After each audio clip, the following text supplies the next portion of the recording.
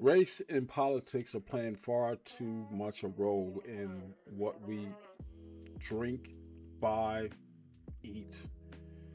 We just got a story coming off of the Buc-ee's, and man, this one hurt my heart. It really did. Buc-ee's is one of those truck stop places that has this huge store with like hundreds, literally hundreds of gas pumps and charging stations for electric vehicles. Some of them, like the ones I was going to, had a car wash. Now, I live in a conservative state, well, kind of purple now, Georgia. And we have plenty of Buc-ee locations. So whenever I'm going to pick up my kids, the nearest one for me is in Columbus, which is like 2 hours away.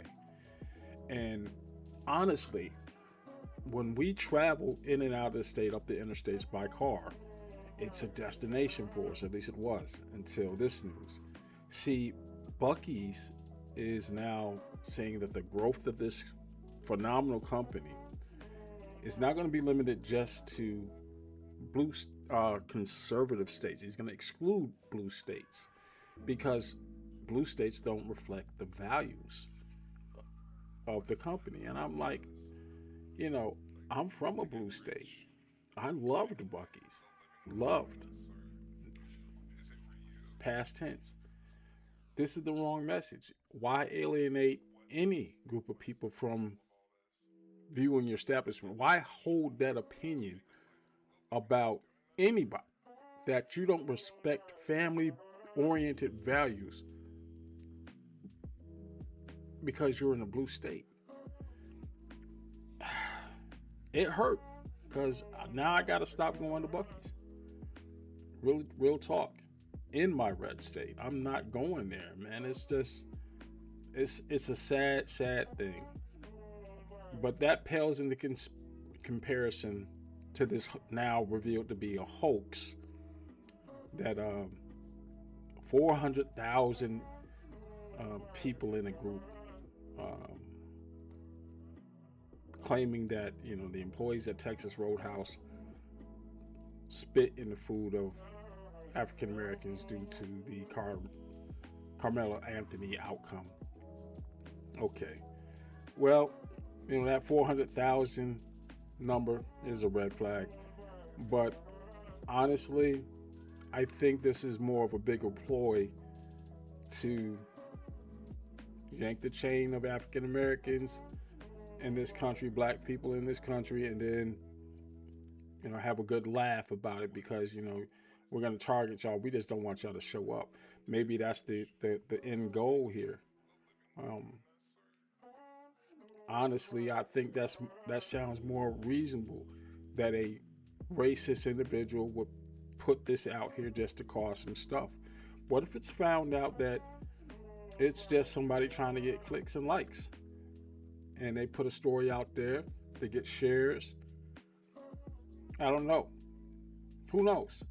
But I'm hoping that the owners of the establishment find out the source of this now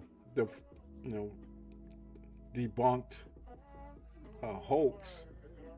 But it doesn't do anything for the bottom line, because honestly, I heard that and I'm already was feeling Texas Roadhouse. I've been there one time. That was maybe about 12, 13 years ago.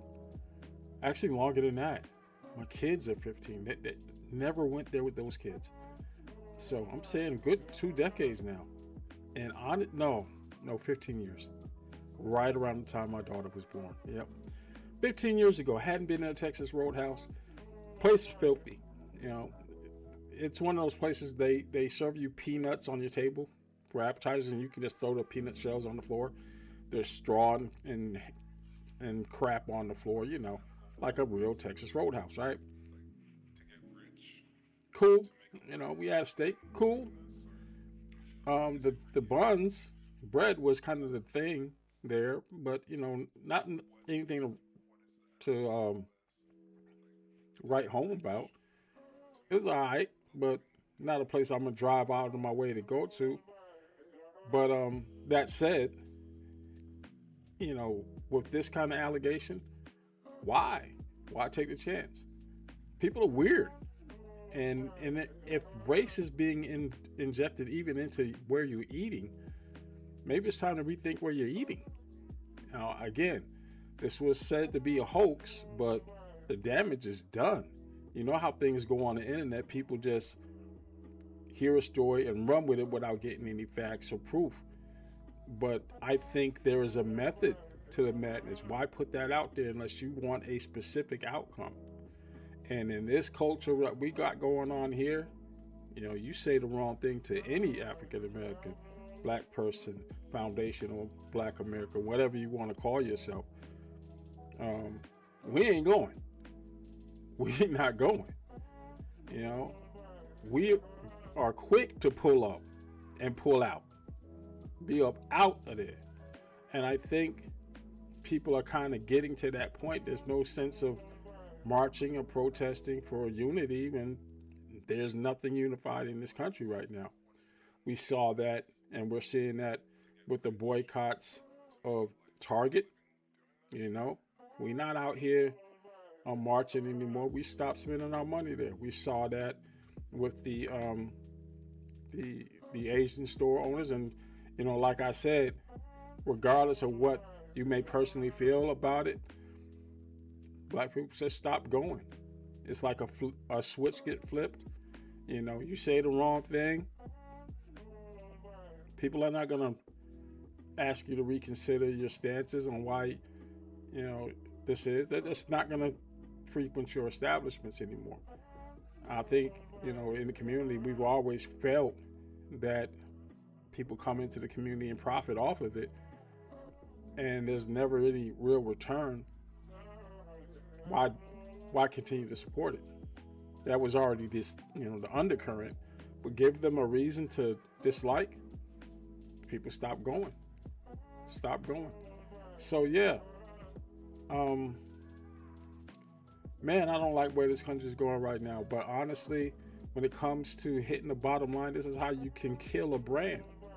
But these kind of stories, and honestly, I think you got to make a stand. You got to make some tough choices, and I made a tough choice on my Buc-ee's. And I'm like, that really hurt my heart. Let me know what you think in the comments, and I'll talk to you later.